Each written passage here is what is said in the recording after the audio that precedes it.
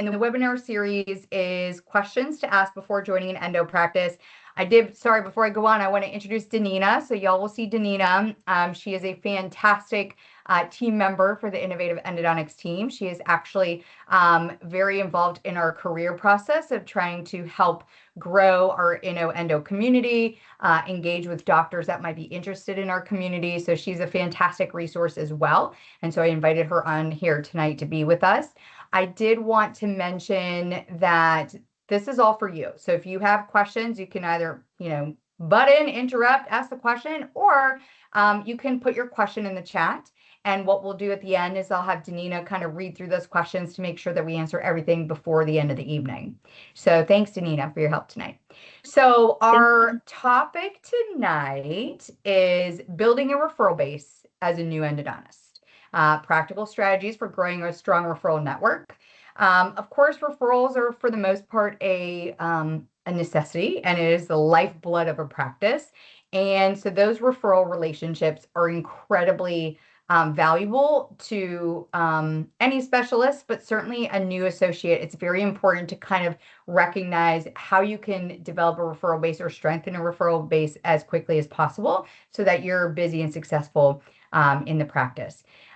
There are certainly kind of different perspectives of like the associate doctor's role in building the referral base. There are some practices that bring you on, but like really kind of expect you to kind of grassroots effort, build your own referral base. And that's one way of doing it. There are other practices like myself that I have spent a lot of time, effort, and energy creating a referral base. And then I basically, for the most part, kind of give those referrals to my associates. And I do that because I think it's really important for a happy associate to be a busy associate.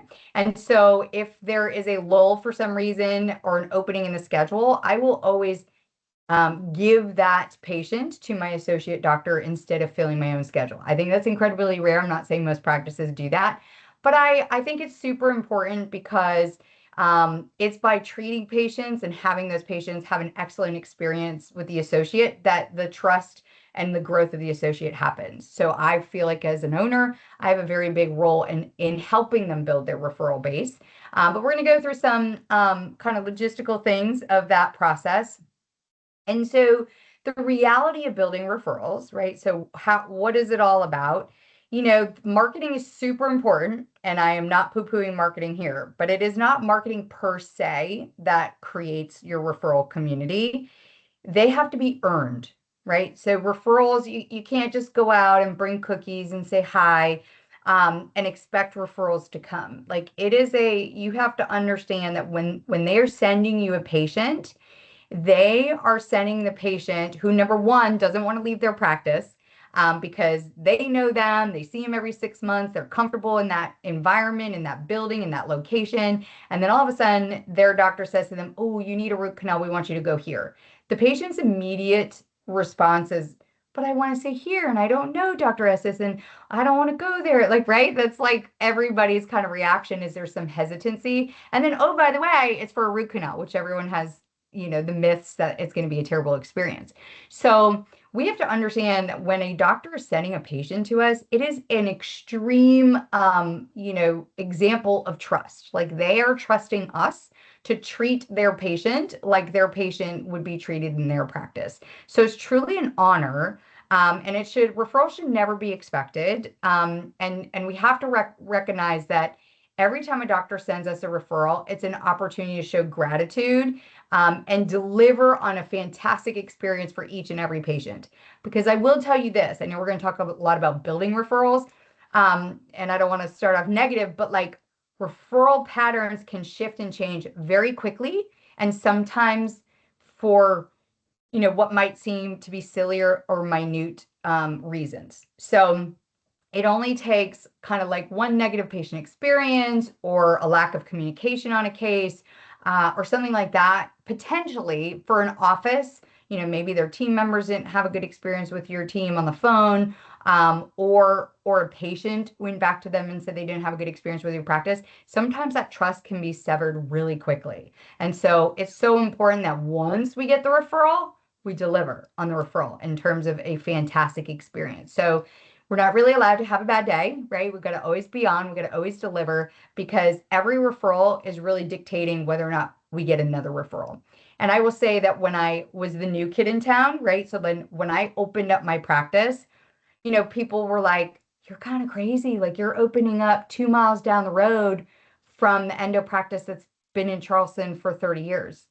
And I could have looked at it that way and been incredibly intimidated. And how am I going to do this? But I said, I truly believe that if you treat people well, and I'm talking about the referring office, individual patients, your own team. Like, if you treat people well, you will do well, right? And I just knew that. And so when I was trying to form these relationships, I didn't swoop in and be like, I want you to stop referring there. I want you to refer to me. Like, no, there's no ego in that. What I did ask was, I said, give me one. Can I, trust me with one patient, just one, and I will promise to deliver on that patient.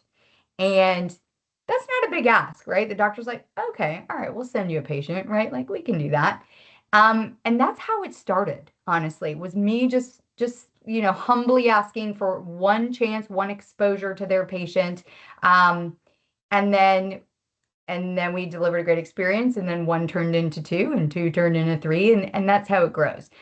So just know that every single patient is an opportunity to either strengthen your current relationship with a doctor or weaken it. And so you have to make sure that you're on the strengthening side. So how are referrals earned? Trust is number one. I mean, it just is. Like, if they, trust you as a clinician, as a person, then that's going to go so far, right? Like, if they can look their patient in the eye and be like, they are going to take great care of you there, that's bridging the trust with the patient already. So trust is number one, and we have to respect it and honor it always. Consistency, I will say, is huge, right? So we can't have like one good patient experience and then a mediocre one and then a bad one and then a good one. Like, they want to know that when they send you a patient, you are going to deliver on a fantastic 5-star experience each and every time. And if they get mixed reviews from patients, that's inconsistency, and inconsistency leads to distrust. So making sure that you are being as consistent as possible with each and every patient. And this is your team too. I know we're talking about like us, like what can we do? But I will say, as is everything in practice, your team is immensely impactful, right? So our people, our team are our greatest resource. And so we have to recognize that you and I, we're not answering the phone. We're not the first impression, the first person they speak to, the first, impression of, oh, is the office friendly? Are they kind? Did they put me on hold for 5 minutes? Like, we don't have control directly over that initial experience for the patient.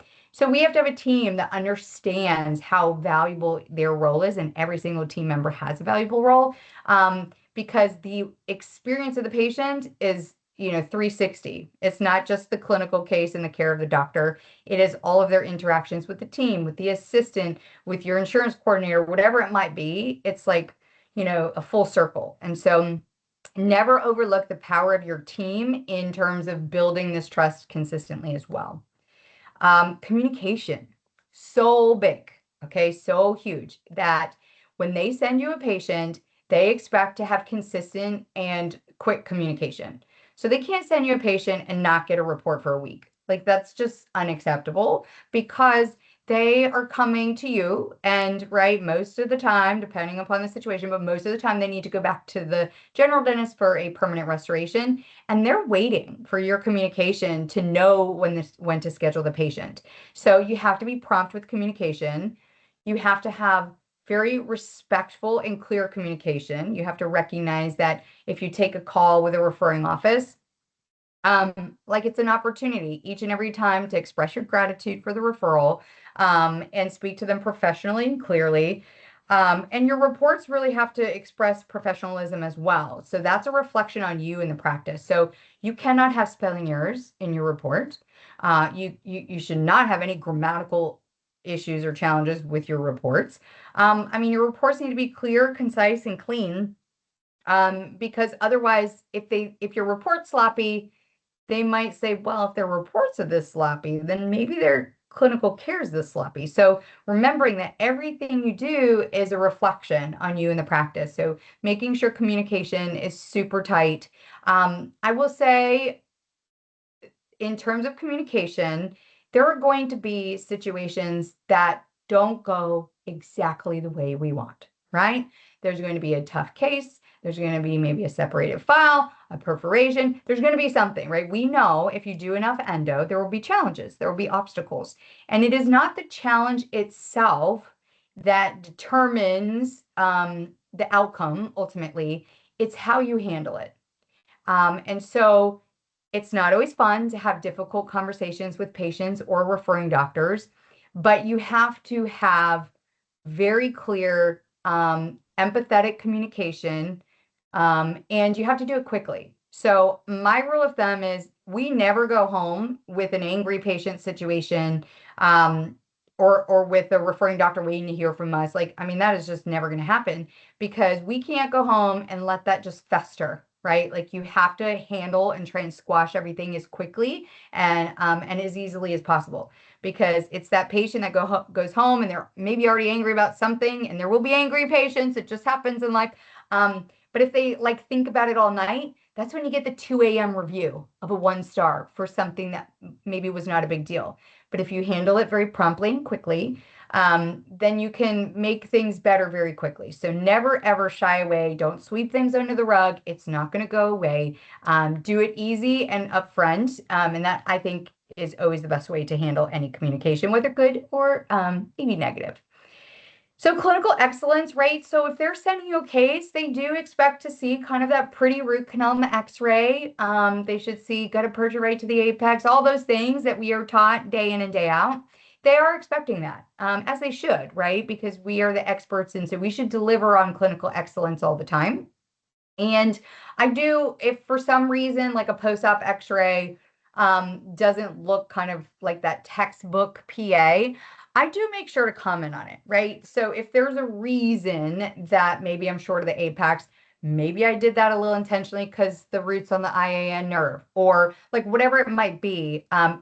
If I think the doctor's going to look at the case and go, huh, that's a little funny looking or different, I comment on it in the report. I don't think it's worth a phone call or anything like that, but I will make a note of it, because we certainly want them, to get the clinical excellence from, they judge it by the PA, which isn't everything, but we want to make sure if for some reason it's not as we think it should look, we want to just kind of briefly comment on that, to make sure that they don't have any doubts about this prognosis of the case. Reliability is super big. So we are an endodontics, which is emergency-based, pain-driven, right? So I always joke with the team, like our schedule at the morning huddle at 7:30 in the morning is never going to be what the schedule looks like at the end of the day. That's just not how our industry works. We are expected to probably have to squeeze in this, that, an emergency, a consult, all those things, and that's what we need to do, and that's what these offices need from us. And so we have to be reliable. We have to reliably say, yes, we are happy to accommodate your patient, send them over. And so that kind of maybe goes into a whole other conversation of scheduling and how to accommodate emergencies. But, I joke with my team that if an office calls and says, can you? The answer is yes. I don't know what the rest of that question is. Frankly, I don't care. Like, we are saying yes, because what happens is if they call us and we say, oh, sorry, not today. And then they call again and we're saying, ooh, we can't do it today. And then they call a third time and we have to say no. Guess who stops calling? Their office, right? They're going to be like, they're not available. They're not helpful. They're not reliable. So we have to make sure that we are saying yes all the time, because that is probably one of the biggest ways to strengthen your referral base, is for the doctor to be like, hey, every time I call there, they get my patient in. That is huge. So make sure that your team knows it's a yes. In my practice, the only person in the practice that can say no to putting someone else on the schedule is the provider. And even that, I don't try and stay late often, but like we stay late sometimes, and that's just kind of part of what we do. And so just knowing that the expectation is for true emergencies, not 1 out of 10 pain, or they have the day off from work or something, but like true things, we should be accommodating, because they will send the patient somewhere else. And so that's going against all the hard work that you've done to try and establish that relationship. So dentists do refer to specialists who make their lives easier. Like the easy path wins. Just like I said, if they call your office and it's a maybe, it's a no, it's a sometimes, like you're not making their life easy. They want to know, they're going to pick it up and call and be like, can we see the patient? And the answer is yes. And if we can do that, if we can, have clear financial transparency to tell their patient exactly what will be owed and what to expect, like those things are what the office is like. They make our life easy. The patient doesn't call back to our office needing more help or explanation because we are owning that referral and we are making sure that referral is nice and smooth from the first phone call to the end. So they want ease. They want to know patient's out of the hair and they're in good hands. So super important. And so along with the referring dentist, like we have to understand where they come from. So when they're referring a patient, they're literally kind of like sharing their reputation with you, because we have to understand, like if they have a super negative experience in our practice, they're like, oh my gosh, why would Dr. Jones send me there? Like that was not a good experience. I mean, I thought Dr. Jones would want to send me somewhere like him or, something like that. So we have to remember it's not only a personal reflection on us as providers and our organization, but it's a reflection on them. And so it's super important for us to recognize that there is a lot of trust when the doctor is sending that patient. And they certainly want confidence that their patient is always going to be treated well. They don't want any negative feedback. I make it a point for all of my patients to be like, hey, when you see Dr. Thomas, please tell him I say hi. I miss seeing him. So then the patient, when they go back, they're like, oh yeah, Dr. Estes told me to tell you say hi, right? So it's a communication loop, but it's like kind of keeping our relationship strong. Because you don't see your referring doctors, super consistently all the time. And so you want to continue that relationship, and through your patients, a great way to do that. But it also is an opportunity for them to be like, oh yeah, Dr. Estes, we love working with her. And then that opens the door of, oh yeah, I had a great experience there, and so on. So you want to treat the patient in a way that they are going to go back raving. And I oftentimes am very complimentary of the referring doctor. Oh, we love working with Dr. Thomas. His patients are the best. His dental work is so great. Like, trust me, if they go back and they're telling their doctor, like, oh my gosh, she said your crown prep was the best and all that stuff, guess who gets another referral, right? It never hurts to be complimentary. We already talked a lot about communication, but I certainly think that it's important. And like, don't be afraid to like have direct communication with the doctor. I try to get every referring doctor's personal cell phone, which most of them are totally fine sharing, because I want them to be able to like on a whim be like, hey, I just saw this patient took a PA. What do you think about this? Like super easy opinions on some cases. It doesn't always have to be a formal referral. Like maybe they just have a quick question that we can answer and help and make their life easier. And then also like sometimes there's a minor situation, doesn't necessitate a phone call and a big thing, but just, hey, I saw Samantha, Jones today, and like tooth number 18, that was a tough tooth. I'm going to have her come back for a second visit, but we're going to take great care of her. Like maybe there's just something that you want to give them a tiny bit of information on. And sometimes a text is nice to like grease between, when you see the patient and when you send the referral. So I think communication, I don't know that there can ever be enough, but just know that there's the final report, there's texting, there's the phone call, of course. And we actually do, thinking about it, we do a practice survey that we send out annually. We just actually sent it out to doctors because we want to ask their preferences. So what is Dr. Smith's preference for communication? Maybe he's a like solo texter kind of a guy and he likes to do most on text. Maybe he really prefers a phone call. So we ask their preference for communication preference. We also ask on that form, what is your, preference for how we send the case back? Are you a cotton and cavit kind of person? Are you a restore the access? Are you blue sponge?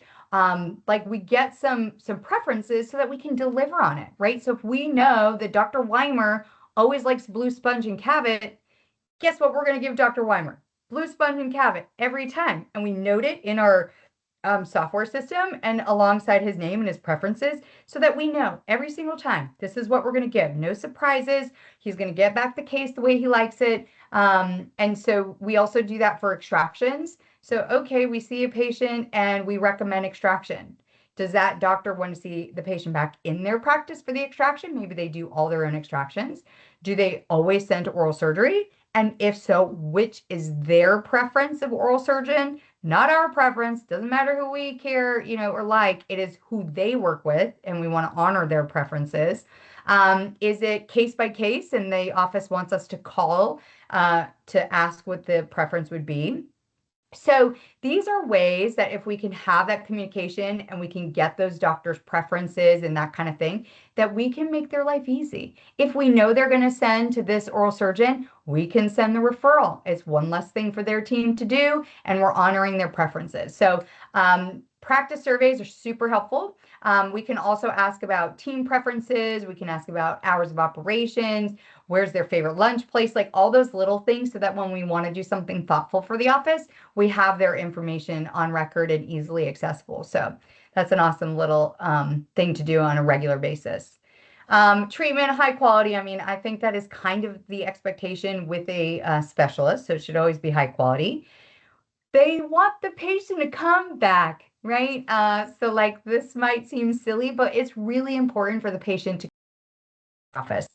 And certainly nowhere in our role should we ever be engaging with patients. Like if a patient says, well, I don't know if I was really happy there, I might explore another doctor. Like we do not want to be a part of any of that conversation. Like we really steer clear of that, because if anyone, thinks that we are encouraging patients to go to a different practice or not go back, that's just a bad look, right? That's just not, we don't want to be a part of it. I would usually say, oh, we've had such great experience working with Dr. Thomas. We love him. So make sure you get back to him for the crown. I mean, and that's the best you can do, like whether they choose to go somewhere else. But certainly you should never insert any negative opinion of a practice. You should not comment on any negative dentistry, right? We're going to see some good things. We're going to see some bad things. It is not our place to comment on the quality of anyone's work, frankly, even if they had a root canal that was like terrible. Like it's terrible. It's a bad root canal. We can talk objectively about, the prognosis of the tooth and what we recommend, but we certainly never want to disparage anyone because we're going to have tough days too. And we're going to have teeth that don't come out pretty perfect like we hope. So we would hope that another doctor wouldn't say anything negative about us. So if you don't have anything nice to say, as your mama says, don't say anything at all. So and we really have to respect the relationship, right? So I think I've kind of been talking about that, but it's just really important to recognize that they are truly placing so much trust, and we need to respect it and honor it, and be grateful for it at all times. Because if you lose an A referral, like a best, one of your best referrals for something, that is tragic in terms of like the impact on your schedule. And if you lose an office, if you lose someone's trust, it's so hard to build that back. And so making sure that you, once you've earned the relationship, you have to keep it and you have to work at it consistently. I mean, it's not any different than a relationship. Like you have to keep working at it, and you can't take it for granted because it could change overnight, right? You could have this great relationship with a doctor and that doctor decides to move to another state or retires or whatever it is. And then all of a sudden that doctor that sends you oodles of cases a month is off the playing field. Like that can be detrimental. So making sure that you're respecting and honoring all your referral bases. You are not putting all your eggs in one basket of like this one practice, keeps us afloat. You really need to make sure you have a solid referral base across multiple practices and doctors. So the foundation of referral development is relationships, right? So they are going to send to the person they like, the person they trust. And so everything in referral, is relationships. And so if I know that Dr. Jones and another endodontist play golf every weekend, I'm not going to get that relationship, right? I'm not going to get that referral. I mean, if they have that type of friendly relationship where they hang out after hours, like that's how does one overcome that, right? So it's the stronger relationship that wins. And so we should always be looking for opportunities. Maybe you do find out that, Dr. Jones loves baseball. You can invite him to a baseball game. You can get him tickets to a game. I mean, you can be creative and thoughtful, but you have to always, how can I strengthen the relationship? Because the strongest relationship will always win. And so we've kind of talked about this over and again, but clinical competence, communication, and consistency, I think it's not redundant because it's worth saying again. I mean, it just has to be each and every time delivered on. And if you can meet these three objectives for each patient, I think that you're going to have very strong referral relationships. And so it's true that if you do these things consistently, you're going to have just trust. It's going to develop naturally. Um, and so relationship building, we have to develop that. It takes time.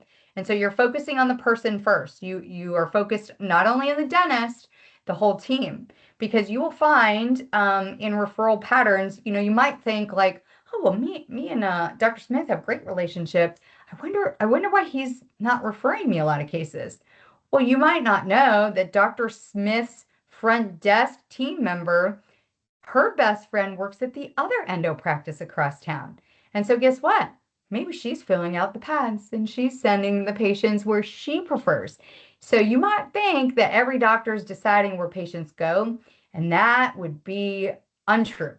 Sometimes it's dental assistants in the clinical area in the back. The doctor is evaluating the patient. They're like, oh, it's endo, send to endo. And maybe it's the dental assistant picking up a pad and filling it out. Is it just the closest pad? Is it that she knows someone at the other practice? Is it that, like who knows, right? Like there's so many reasons how and why people choose their referral, like who they're going to refer to. And so you have to remember, you're not just building a relationship with just the doctor, because it is not only the doctor that impacts where patients go. And so, when we do thoughtful marketing things or events, we are always trying to include the team. We want the whole team to feel valued because they are a part in this referral relationship. So if you have a front desk team member that had a very grouchy interaction with their front desk team member, that's not going to bode well if that front desk team member, helps make the decisions where patients go. So focusing on all people first. How can I become a trusted resource for this doctor and their patients? What can I do to show that trust and strengthen it? We'll talk about specific tactics in a minute. And we got to just remember, the goal is not to collect referrals. I mean, like that's just kind of short-sighted to think it's truly all about referrals. It's really about earning trust. And once you earn that trust, I mean, people will climb a mountain for you if they trust you. And so forget the referrals in the beginning and focus on the relationship, and the referrals will naturally come.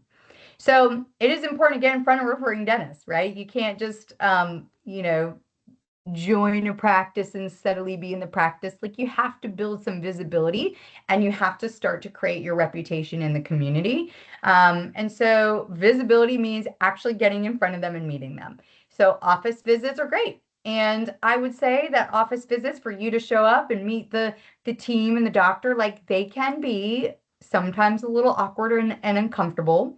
And so what we do in our practice, which works really well, is we will have someone who's strong in our practice help, especially in the first visit or two, that you might go around to the community, to kind of help introduce you at the office. So like you're not the one walking in and having to manage the conversation. We have maybe our marketing coordinator or an office manager, myself, somebody's, going around for the very first time to be like, hey, this is, Dr. Jones, and he's joining our practice, and we're so excited, and he's going to take great care of your patients. And then, trying to meet the doctor, have some eye contact, and starting that conversation. But office visits are really powerful, and it takes multiple visits and multiple exposures to gain the trust, but they are important. I would say, I can show up and talk to a wall, like, so I'm totally comfortable doing that.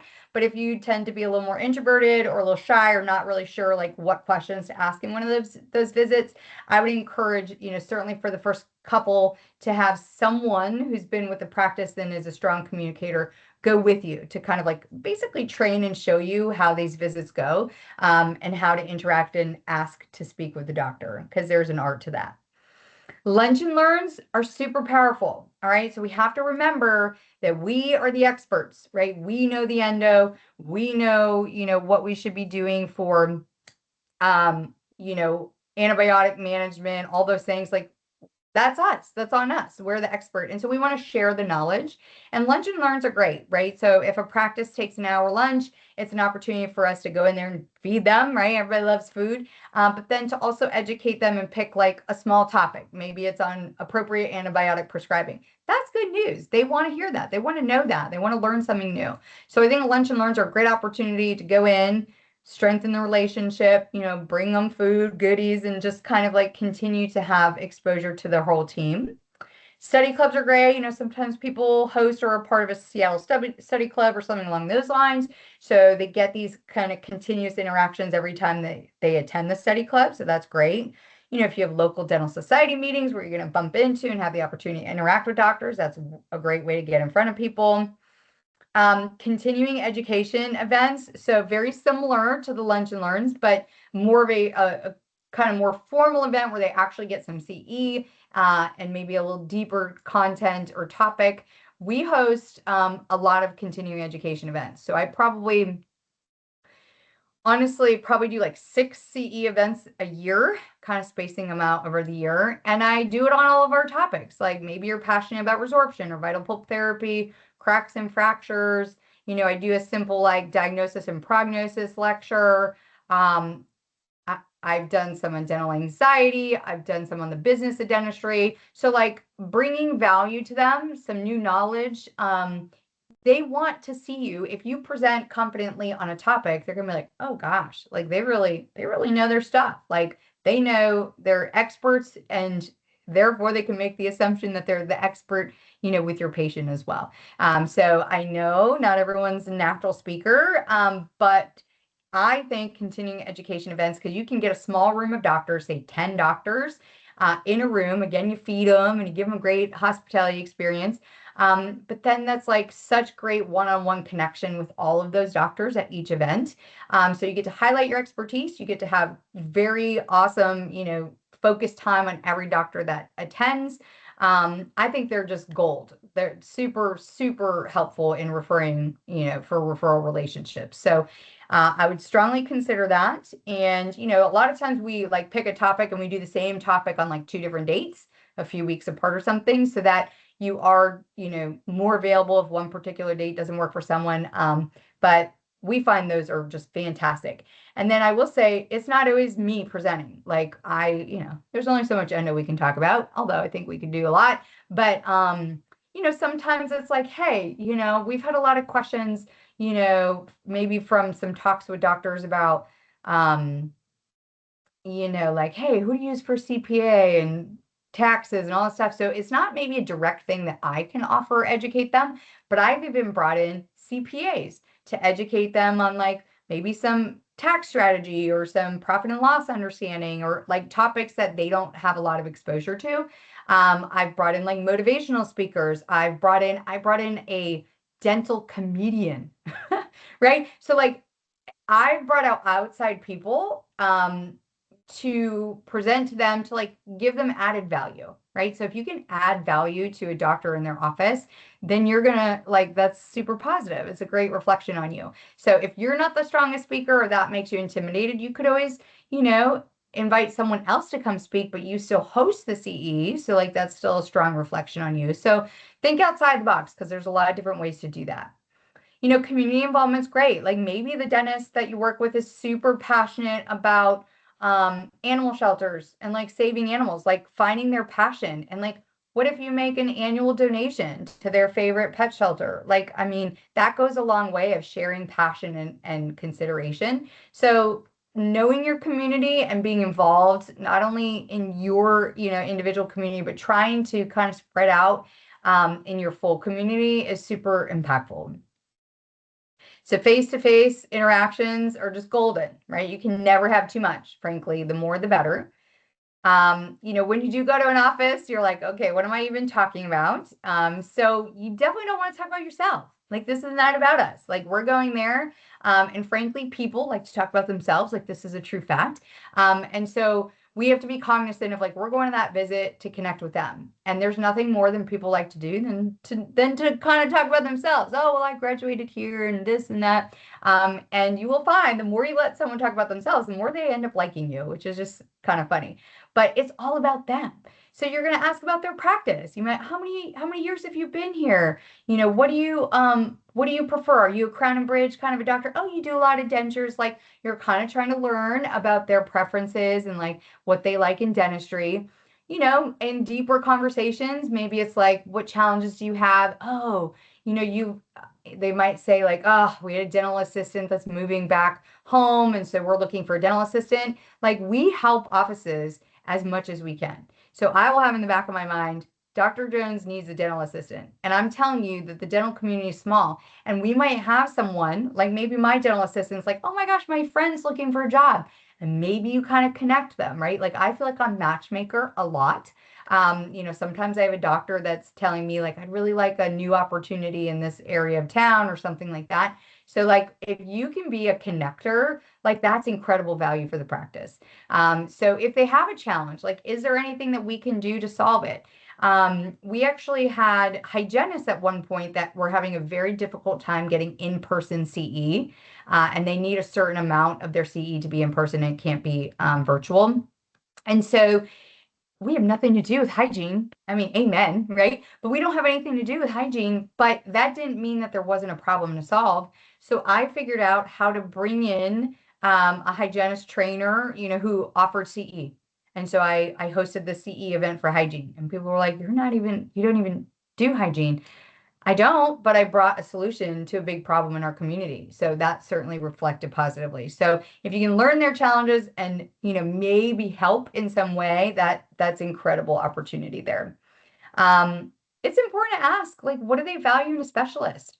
They might look at you and say, like, knowing that you're going to get them in fast each and every time. That might be what's important to them.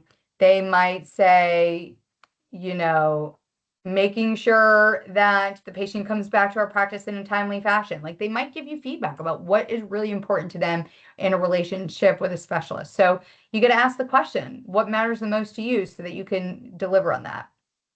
You know, patient care philosophy. Are they like pro implant? Are they anti-implant? Do they believe in second molar implants? Like, you know, just learning a little bit about who they are and how they treatment plan, and what their philosophy is. Because if they're a doctor that's like, I can save anything and I'm going to put a crown on anything, well, like that's helpful to know, right? So like, you know, knowing and understanding that they're very motivated to restore teeth that might be compromised. So asking these questions, kind of learning, and this isn't all going to be in one office visit. We said we have to do multiple. But these are some things that you can start to kind of build the knowledge base about that doctor. And then let me tell you, when you leave and you go in your car, you've got to write down everything you just learned, right? You're going to be like, oh, he has 2 kids. They're 10 and 8, a boy and a girl. He went to Clemson, blah, blah, blah, blah, blah. Like you need to put all that on paper, because you will forget it the more doctors you talk to. And that information is valuable because guess how powerful it'd be the next time you go to the doctor, you review your notes and you recognize, oh, his daughter was getting married in the summer. And you see him in October and you're like, how was your daughter's wedding? That's impactful, right? Because you remembered and oh my gosh, that means the world to him and all of that. So recognize that these interactions are not just supposed to be one-offs where you go in. They're supposed to be documented after, and a launching, you know, position for you to continue to strengthen the relationship based off of the knowledge that you have. Explore how you can support their team, right? Like maybe their team is, you know, struggling with insurance verifications. Maybe you suggest that your awesome insurance coordinator, like hop on a call with one of their team members to see if there's anything they can do to help them or solve their problem. So how can you support? And then just absolutely listening more than you speak. You will learn so much more if you just kind of let them guide the conversation. And so listen, listen, listen, listen. That's why we got 2 ears, right? And one mouth. So those first impressions, I tell you, it's everything. And so when you get that first referral from a doctor, new doctor, you've never seen their patient, wow, everybody better be rearing to go and making sure it's the best experience ever. So first impressions matter. Every single team member influences the referring doctor's perception, as we talked about. It's the full team. So we have kind of like a first referral protocol in our practice. If it's the very first time a doctor sends us a case, we have like kind of these referral goodie boxes, welcome boxes ready to go. We have a letter that we put it into the box. We hand deliver the box. We thank them for their referral. Like, we have a process of like, we want this to not be the first and last referral.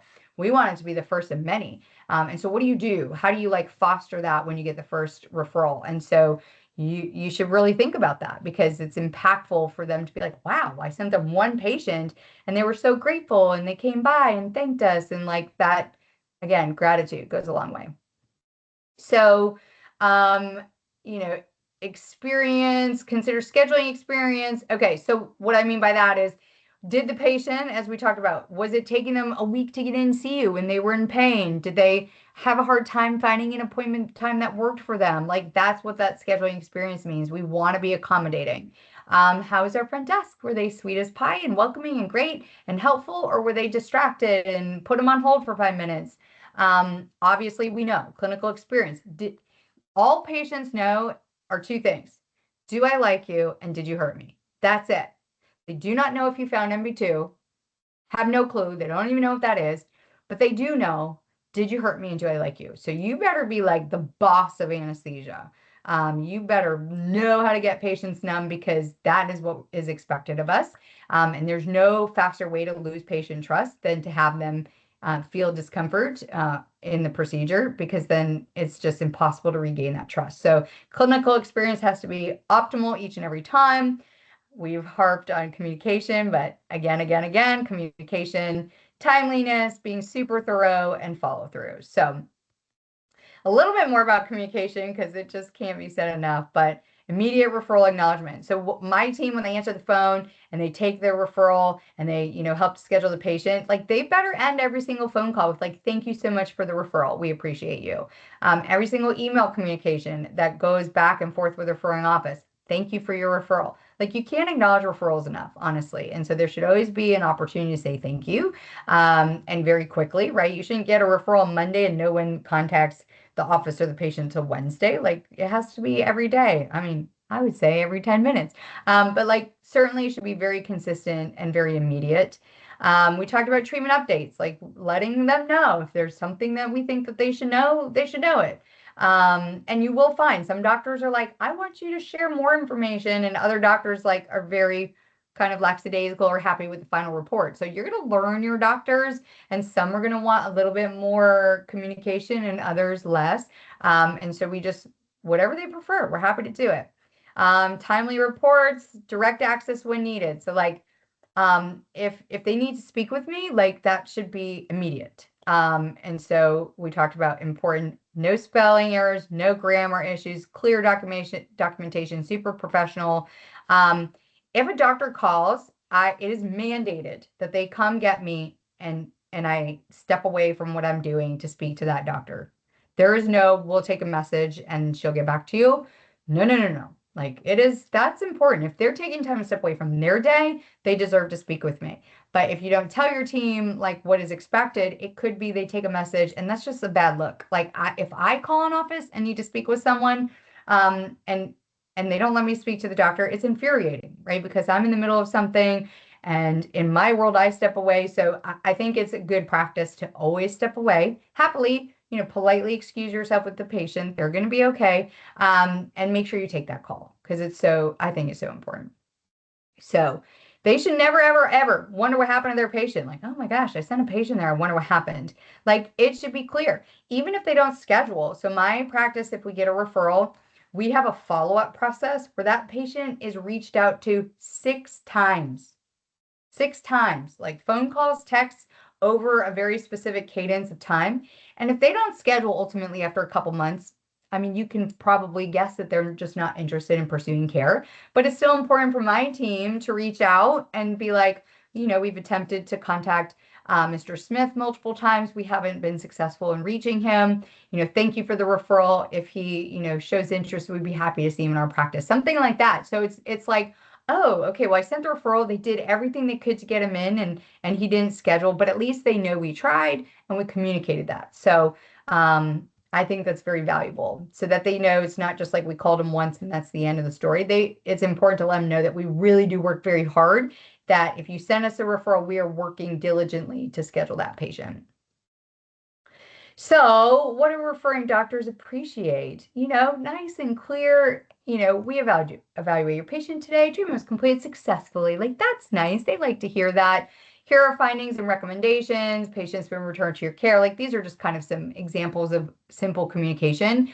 But we don't have to get in the weeds. Like, frankly, doctors don't care that the MB canal is 18.5 millimeters. Like, like try and like put some meat into your reports, but you don't have to go overboard. Like, give them what they really want. If you have a doctor that's like, I really love those details, then maybe that's what you deliver for that doctor. But they just want to know you saw the patient, you took great care of them, and they're coming back to you. Like, I mean, that's ultimately what they want to know. So don't overthink it. Be nice and simple with your communication, and promptly communicate back. So as we mentioned, patients become ambassadors for your practice, right? I mean, I've certainly had patients that, they were referred maybe somewhere else, but their friend had seen us and we're like, no, no, no, you got to go see them. They're the best, right? So patients are your ambassadors in a lot of ways. And so making sure that we're not overlooking the opportunity to have our patients be a referral source for us, right? And we do acknowledge it. So if we have a patient that comes in and it was one of those situations where they were referred somewhere else or whatever, and they came to us, I asked a question, who do we have to thank, for you coming here? And they're like, oh, well, my sister came a year ago and she said it was great. I take the sister's name, and then my team will send a handwritten thank you note to the sister. Thank you for thinking of us. We appreciate you. We have different gift cards in our practice. So we'll put like a $25 gift card to a local restaurant in the card and send it on. Do you think that patient's going to maybe send me another one? I do, right? And it's $25, right? So recognizing that if you have patients that support you in your practice, that you should express gratitude to them as well. We always want to be empathetic. We got to remember, right? Patients come to us, they're scared, they're anxious, they think it's going to hurt, right? They have misconceptions a lot of times. And so we have to be empathetic. I know that we are part therapist a lot of the times for those nervous patients and all that, but that's part of who we have to be. So we have to be empathetic always. Focusing on comfort. You have got to make sure your patient is comfortable. We have comfort menus in our practice. So literally a little menu where they can choose, oh, I'll take a warm blanket and I'll take some aromatherapy and I'll take a sleep mask. I mean, we have all those things and they get to choose like what is going to make them more comfortable. Those things are super easy and inexpensive. But if they're adding to the patient comfort, then they're a win, right? We want them to be as comfortable as possible. We want to educate the patient, right? We don't want to over-educate the patient. Like, we don't want to talk above them and use phrases or words that they can't understand. They do not know what pulpitis is. They do not know what a PDL is. They do not know necrosis. Like, they don't know those words. So we don't want to use those words, but we want to simply educate the patient as to what's going on so that they have a foundational understanding about what's going on, as well as a clear, direct recommendation for treatment. And so it's an opportunity to educate patients and make sure they're comfortable in understanding, what's going on so that they can feel more comfortable throughout the procedure. We want to be efficient. Let's be honest. Nobody wants a 3-hour root canal. That's not fun. So you want to continue to work on your efficiency. Of course, there's going to be a ramp up and a build up in your career for that. But, if you can get your root canals to consistently be an hour and those kind of things, that's awesome. Because then the patient, it's like, oh, wow, that didn't take long. I mean, that's what you want. You don't want the patient to be like, oh my gosh, that took forever. So efficiency, and we're not cutting corners or anything like that. We're just working more efficiently, is great. It's a big practice builder because you want them to go back and be like, oh my gosh, that root canal was fast. I was in and out of there. It's easy peasy. You don't want them going back and being like, it was 2 3-hour visits. I mean, so that's just not good at building your reputation. So again, we're not rushing, but focusing on how you can become more efficient to improve your treatment times. We talk about respect a lot, but that's super important. And so, yeah, happy patients. If they keep coming back happy, that makes that doctor want to send you another one. You definitely want to be a resource. You're not just a specialist. You want to help be a resource to them. And it's not just about procedures. We want to be available for questions, right? We want to encourage questions. Something I say to my referral community is my biggest goal is good endo, right? I want good endo to be done. Whether it's me doing the good endo, you doing the good endo as a general dentist, happy to have good endo done. And so I frame it to them of like, I want to be a resource to you that if you're interested in endo, maybe you want to improve your skills, you want to tackle some more cases, I want to be helpful to you. This is not a competition by any means. I tell you, if you are willing to coach and educate the general dentist and strengthen their comfort with endodontics, ironically, you might be like, oh, but now they're going to start doing all their endo. It's the complete opposite. They're going to send you more endo because you took the time to help them and coach them to be a better provider. And so I'm telling you that you will get more referrals. I have consistently invited doctors to come shadow me at the practice. I'm like, hey, you guys don't work Fridays. Why don't you come for like half a day on Friday, visit the practice, kind of see what we do and how we do it in terms of like the flow and how their patients get evaluated and treatment planning and the cases. And that helps them, right, kind of feel more comfortable about, oh, okay, well, now when I send a patient to you all, I can kind of visualize what their experience is with the practice.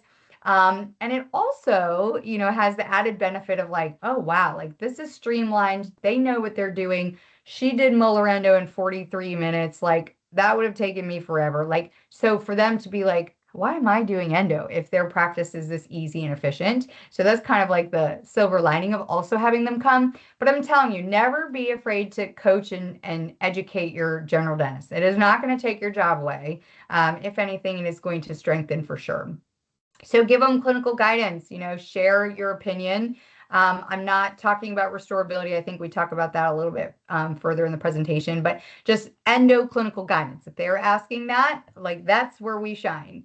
Educational content, whether it's through CE events, also like if the AAE provides an update, like maybe like new white paper or something that the AAE published, why not share that with our referring community? You can, a lot of AAE materials you can purchase in bulk from the AAE. You can put it in a mailer with a little note or a little thing to the doctor saying, hey, just wanted to inform you of a new update from the AAE, hope it's helpful in practice. Like then we're at the forefront of the education always. So there's a lot of ways that we can provide educational content. Also in like social media, if we have social media and we put a little kind of like facts, some endo facts over time, like we're educating them, the community. So we always want to be at the forefront of that. Sharing treatment insights, happy to share, always honest about what we think the prognosis of a case is, and supporting CE, all these things. So becoming the doctor that they call before they refer. Like you want to be, there's an endo question, automatically you want to be top of mind that they're going to call you to ask. So again, takes time, takes exposure, takes a lot of kind of individual tactics over time that snowball and turn into this awesome trusting relationship. But you got to start. You got to start and form that. So along those lines, let's talk about some things maybe not to do. Like there might be some things we shouldn't do.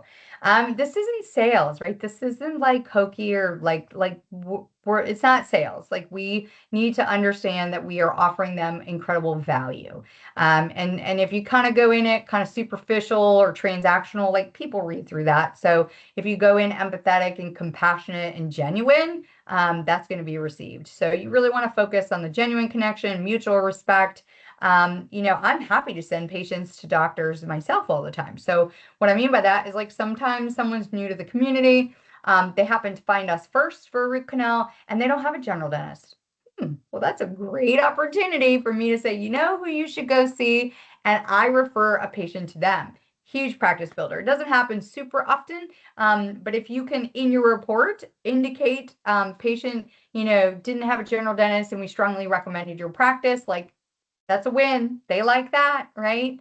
So genuine connection, and then all about the relationships. So relationships produce referrals, not expecting referrals to create relationships. Number two, it's not surprising since we've talked a lot about communication, but delayed reports, no, missed updates, unreturned calls, incomplete info. Like this is just no. Like they want to have reliable. They shouldn't have to ask for it. It should be there. And so if they're wondering where's that referral or where that report or what happened to that patient, that means we've failed on the communication spectrum. So making sure that we are doing it very quickly. Failing to respect the restorative relationship. Okay, so like we are not the restorative doctor. I'm going to say it again. We are not the restorative doctor. And why I'm harping on this is because we are not the restorative doctor who's going to ultimately restore the tooth. And so it is not our responsibility, nor should we think it is, to determine the restorability of a case. There's a spectrum. There are some doctors that, like I said earlier, they're like, I can save everything. I can save it. I can fix it. I will, right? So that is one spectrum. And then on the whole other end, there's super conservative doctors that are more prone to say, I think we're violating biological width a little bit. We're going to extract, right? So you're going to have that big spectrum, and then you're going to have doctors everywhere in between. And so the whole joke of if you put 10 doctors in a room, you're going to get 10 opinions. I mean, it's not far-fetched. And so who are we to like decide where that doctor's comfort level and restorability is? And so I very much do never want to comment on restorability, because I think one of the worst things that can happen is we see the patient, we think it's restorable, we do the root canal, send them back, and the doctor's like, I can't save this. Like, I can't do this. By the time decay is excavated and whatever, they're like, I can't save it. That's not good. That's not good for the patient, for him, for us. Like, I mean, it's not good. So we don't want to get into those conversations. Now, are we sometimes kind of put into those conversations where, like, we've had referrals where they write restorable question mark?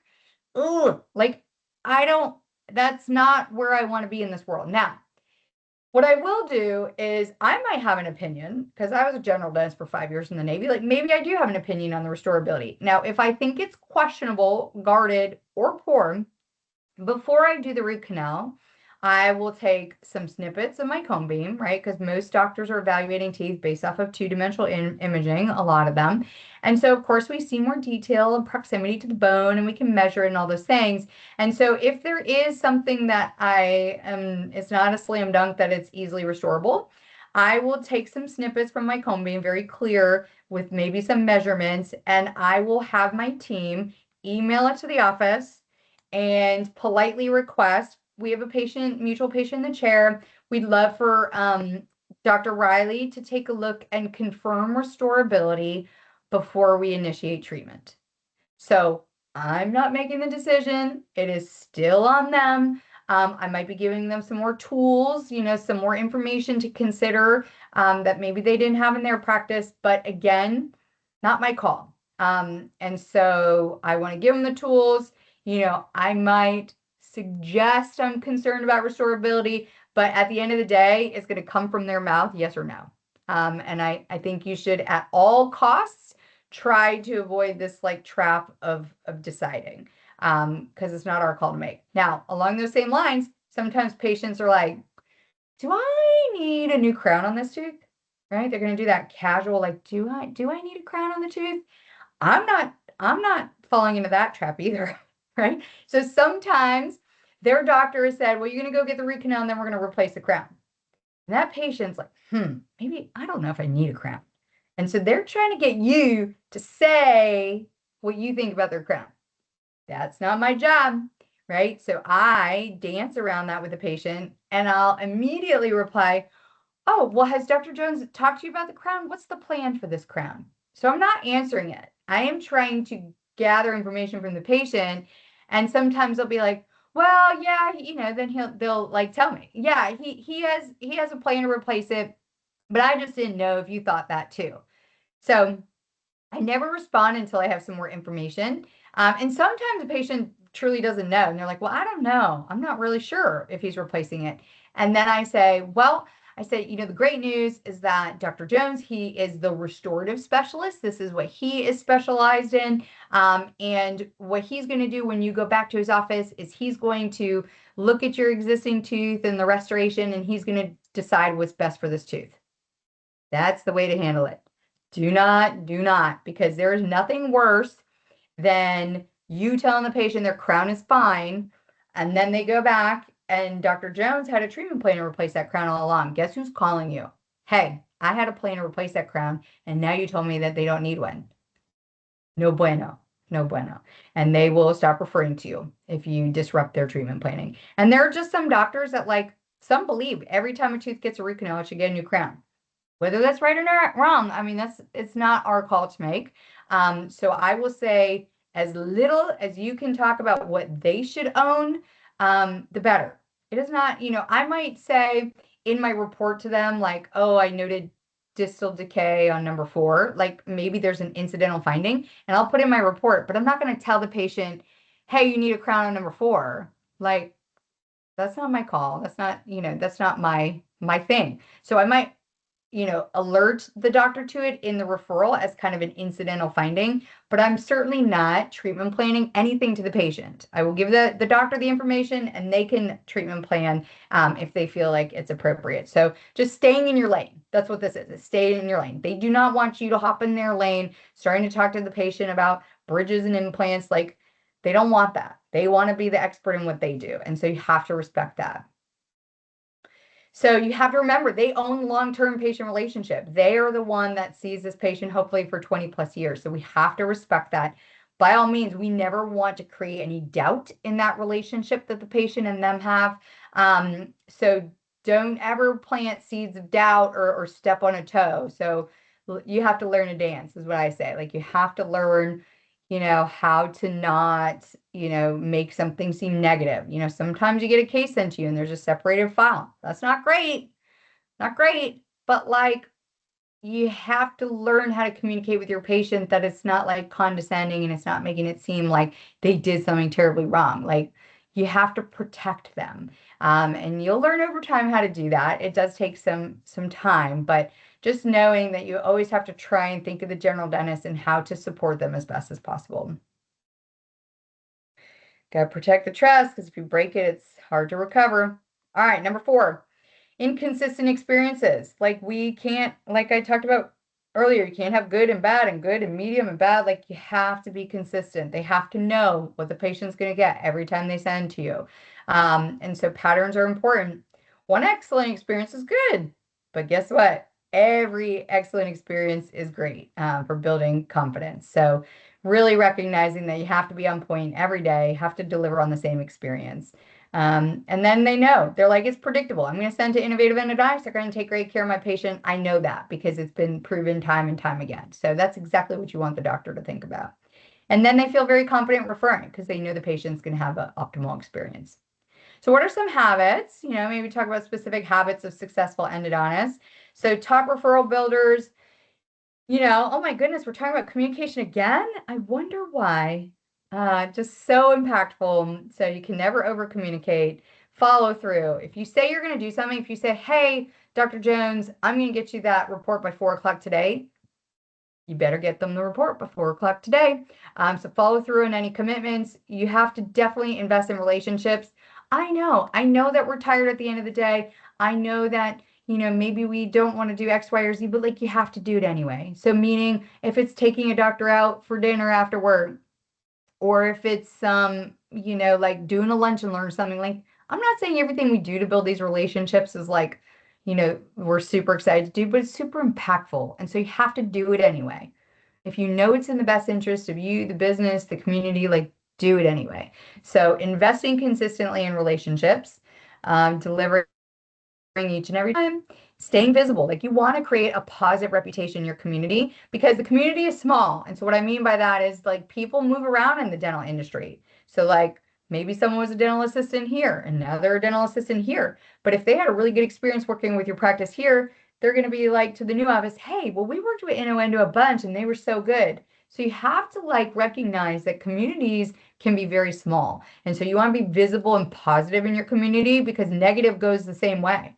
If someone doesn't have a positive experience, then that spreads probably even faster. So want to be very visible in the community from a positive standpoint and really focus on long-term trust. Once you earn that relationship, you really want to continue to foster it. And these are kind of like little habits that compound over time. Like little decisions turn into big things over time. So little habits, keep at them, knowing that every single day, a thought should come in your brain of like, what am I doing today to foster my referral relationships? Like you should be thinking through that. What is one little thing? Okay, maybe I'm going to text that doctor and just, I know he was going on vacation and wish him a great trip to Alaska. Like, I don't know. Like what little thing can you do? And if you can do one thing a day, and it doesn't have to be a big thing, but like if you can do one thing a day intentionally to foster your relationships over day over day and weeks and years, like that's huge. So little things matter, but consistently doing them is what matters most. So what might be a development plan? Like, how do we even do this? So like, let's say that you're going into practice, right? What do we do? How can we do this? Like it can be daunting to think we have to do all these things all the time, all at once, and that's not true. Maybe you break it down. Okay, I'm going to go to 4 to 8 offices, each month. I mean, I think that's a super reasonable commitment. I tend to be like hit the ground kind of a girl and hit like 25 offices a day. It's exhausting. But like, that's one way to do it too. But you can break it out, few visits a month, so it's not overwhelming. You know, commit to saying, okay, I'm going to go to one professional study club or one event or something like that. You could schedule conversations or just like I said, when you gather information about your talk with them, if you visited the office, like some sort of follow up, like what's the next step? What can I be doing to keep kind of that conversation going? We talked a lot about education, but like okay, this is huge. So you have to actually review your referral activity. I know that this maybe sounds like, well, yeah, you should check, look at your referrals, but you really should assess your referrals month over month, year over year. If you see that Dr. Riley sent you 10, 9, 11, 3, that's concerning, right? That is a very different pattern of referral. What happened? And you don't want to wait 3 months to get 3, 2, 1, 0. Like you don't want to wait until like something has happened. Like you need to know immediately. If there's like a trend change, you don't want to pick up on it 3 months down the road. You want to know right now because maybe it's as simple as, oh yeah, no, Dr. Riley took 2 weeks off for a cruise. Oh, okay. So that explains the number. There's not a problem. Or maybe it is a problem. Well, we did send a patient and was really upset. I mean, you would hope and think that maybe they'd reach out to you to talk to you about the situation, but sometimes they just cold turkey stop referring. I mean, that's unfortunate, but like if we can have the conversation, address the issue, try and resolve it, and try and kind of say, okay, we're gonna improve upon this XYZ and try and kind of refoster that relationship. I want to know that right away. I don't want to know it like 3 months down the road when the schedule is like very clearly reflecting their change in referral pattern. So you have to look at the numbers. If you're not looking at the numbers, like how are you? You're just kind of going by gut. Like, I haven't seen Dr. Weimer on the schedule a lot lately. I wonder what's going on with him. If you're feeling that, it's happened more than you know, and it's too late a lot of times. So checking your referral activity. Obviously, you might have someone on your team, maybe it's a practice manager or something like that, that's running those numbers, but they better be looking at them. Same thing for upticks. So if you see someone that only sent you 1 or 2 and all of a sudden they sent you 5, okay, like something's going on there. There's like a chance for continued improvement in that relationship, and you want to jump on that. You want to send them some flowers. You want to do something to honor the increase in referrals. So really reviewing, I think, is critical. And as an associate, like I don't think that that's information that you shouldn't be privy to. It's not secret information. It's important information. And so this isn't just, obviously owners should be looking at it, but if you are motivated as an associate and you say to your owner, hey, I'd really love to like foster the referral relationships. Can I share can you share the knowledge of the referral numbers? That's, I mean, I'd be impressed as an owner for someone who like cared and wanted to see them. And so I think that you should, because you are a big part of the practice and growing it. So small consistency outperforms these huge efforts. Like sometimes people like put on this big event, something that's super expensive and whatever. I mean, events are fun, but like that one annual event does not replace all the little things that you do day to day. So don't think you can get away with just maybe spending a lot of money on something, because it's the creativity and consistency of what you do from a marketing standpoint that I think is more important. Oh, oh, where did my presentation go, y'all? My computer is like, it is tired.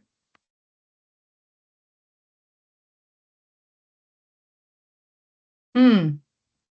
Danina, can you still hear me? Yes, I can hear you. Oh, okay. Well, I just want to make sure I didn't like disappear. See, Because I'm sorry, but my presentation kind of disappeared. Let me see if I can get let's back see. to it, okay? Um, I am gonna try let's sharing see. again. You can see me or no? Yes, I can see you. Oh, okay. All right. I'm like, it's not me. Okay, it's the computer. It's not me. Yes, for sure. Oh, but it's such a sad thing. What happened? Oh, I get this little like sad face on my thing. Like, Let's see. You want me to try to share my screen and maybe pull it up on mine? I'm gonna just old school, go back to my email, pull it Okay. up. We're gonna, take a step back. All good. But it totally didn't want to keep doing that. So sorry, Um, y'all. What yeah, I'm gonna thank do you. is try and get back to what I was doing. Do, do, do. We better be way down here. Ha! For sure. Y'all are For like, I sure. need to go to bed. Oh shoot. Okay, we're right around here. So I'm gonna do this. Everybody's seeing, right, Danina? Yes.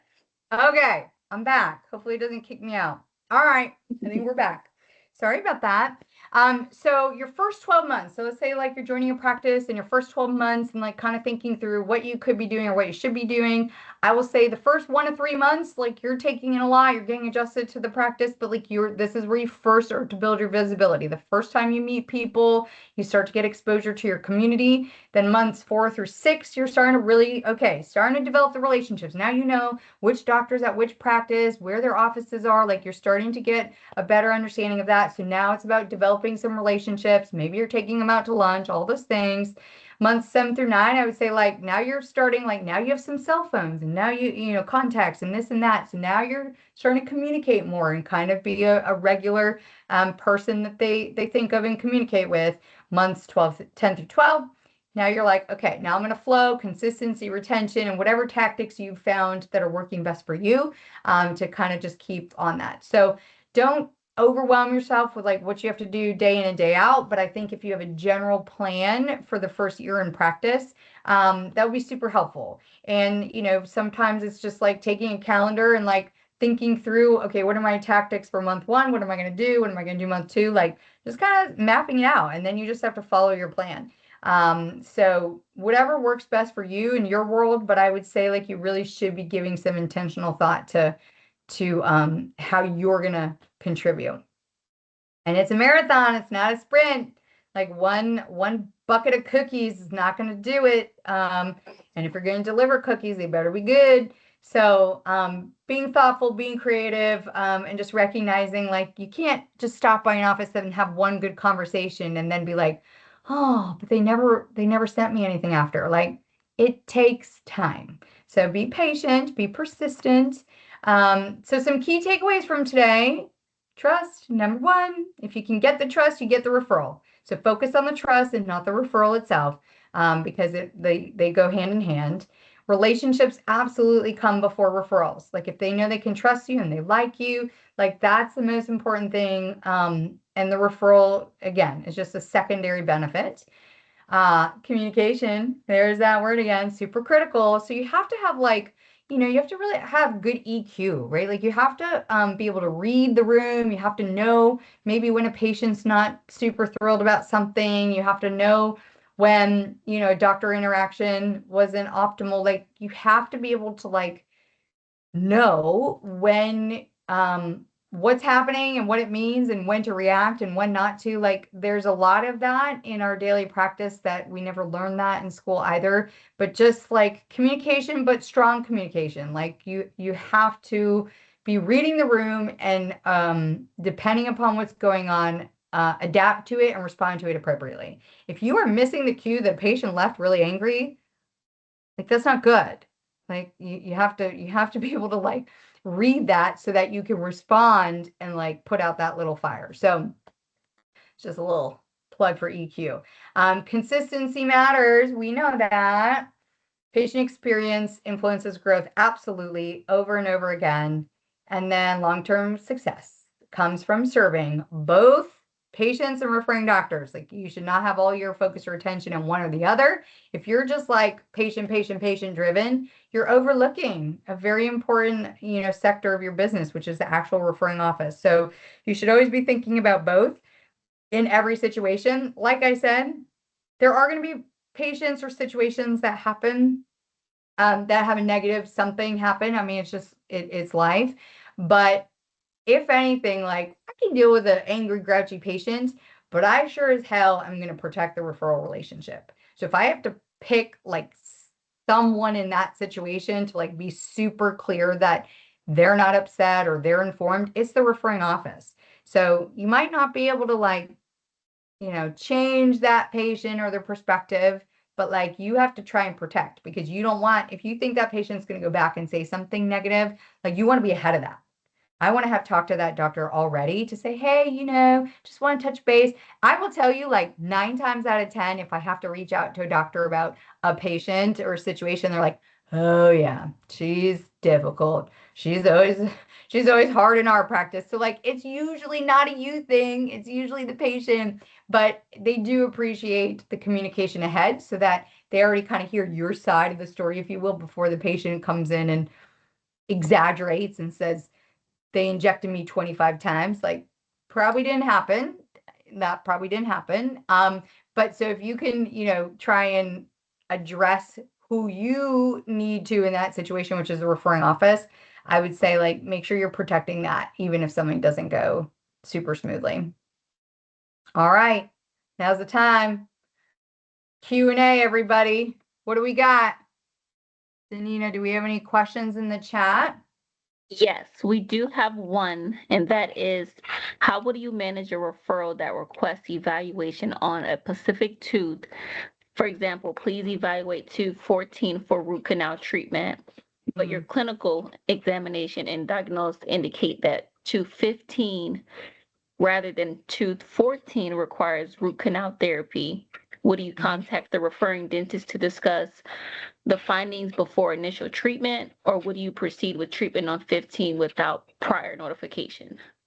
Yeah, really great question. So, we are the expert diagnostician, right? And we know that endodiagnosis can be very tricky, right? I mean, we've all, you will be in your career if you haven't already had patients come in and they would put $1 million that it's this tooth, right?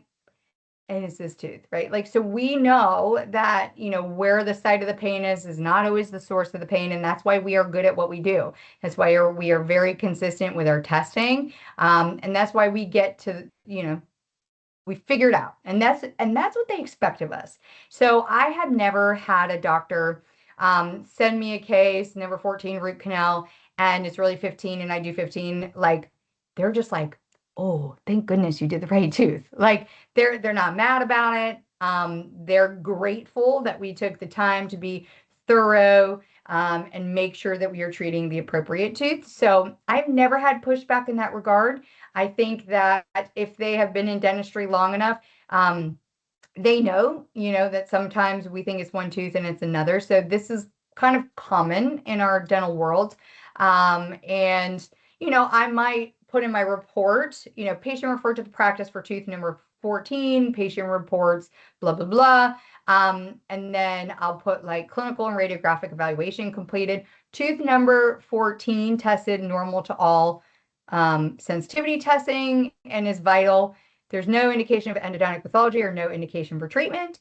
Tooth number 15 had a hyperresponse to cold lingering, and then I kind of explain. So I will acknowledge, like I don't overlook like what tooth they sent to me. I will start my report acknowledging what tooth they referred to me for, and I will make it very clear in my report that I sure did look at that tooth and assess that tooth, and this is why I'm not treating that tooth. Like, I will kind of simply outline that. So you don't want them to think you just completely, are overlooking like what they wanted you to look at. Like, you don't want that to happen. So I acknowledge their referral, and then, but then I will comment on the tooth in question. So if you outline that and it's a clear communication, it's it's never been a problem for me. Sometimes the patient's like, well, he said it's 14. He told me it's 14. You're telling me it's 15, right? So there's a little sticky situation there sometimes. And again, we're never going to speak ill of the referring doctor. So I always just like, very calmly and truthfully, honestly, say to the patient, diagnosis can be very, very tricky. And in our world, it's super common for there to be referred pain. And so it can make more than one tooth hurt. But, this is why we're taking all this time to make sure we have the right tooth. And it can be tricky sometimes. And that's why we do this, to be absolutely sure that we're treating the right tooth. And so you're not speaking ill of the doctor, and they'll be like, well, why did they think it was the other tooth? And I'll say, honestly, it's super common. Like, referred pain is very common. It can be very difficult to localize which tooth is coming from. So I'm like supporting, like, they didn't do anything wrong. They didn't overlook anything. Like, you want to make it seem like you're not better than them. Like, you just want to acknowledge that it can be tricky. But in this case, you feel very strongly you have the right tooth, and just reassuring the patient. But yeah, no, it's not a reason for a call. Unless for some reason, like, you have one of those like super micromanaging doctors, where there's a few out there in the world that just like want to know everything. But if they're your average referring doctor, they will not be upset. They will be grateful that you treated the right tooth. And just making sure that you're not commenting ill in any way about why they had the wrong tooth on the referral, never a problem. Any other questions, Tanina? Not in the chat. All right. Well, this is everybody's opportunity. If you think of anything, absolutely, I'm happy to take a few more. I was also going to kind of move the presentation forward here and just talk about what we got coming up next, because it's not just about your referral base. That's not the only thing to think about. So our very next topic will be the first 5 years after residency. So key lessons for thriving in your early years of practice, kind of maybe a big overview and some things I think that you should consider when you're really launching into your endo career, and what those first 5 years could look like for you. So we're going to talk about that. And that is going to be on Thursday, August 27th. Again, we're going to do the 8 o'clock time, which I think works the best for everybody's busy life. So mark your calendars. We will, of course, send out a registration and some reminders to help you register. We will also send a copy of today's presentation if you want to review it at any point or share it with a colleague. Happy to have you do that. If you haven't received a copy of my book, I did write a book, to try and share a little bit about my experience. So I'm happy to provide a copy to you at no cost. So if you want to scan this code and submit for a book if you haven't received one, I am more than happy to send it to you. This is kind of what I've learned in private practice and what I'm happy to share, kind of like what the basis of this webinar is, but certainly, hopefully a resource as you launch into private practice.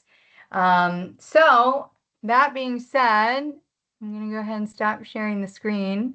And just thank everyone for coming tonight. If you think of questions after we hang up and you're like, oh, I should have asked about this, just reach out. Contact info is always on the emails and stuff that we send to you. But trying to be a resource for you. I'm also, trying to get more involved in residency programs and trying to kind of bring some of this knowledge to the residencies. So if you are a part of a residency program, and would have an interest in me coming to your school to talk about any or all of the things, I'm happy to, because I find the mentorship and the camaraderie with residents to be super fun for me. So feel free to reach out if that's something that you think would benefit your residency. And other than that, have a continued great summer. I will see you in August 27th. And I appreciate your time tonight. Have a good night, y'all.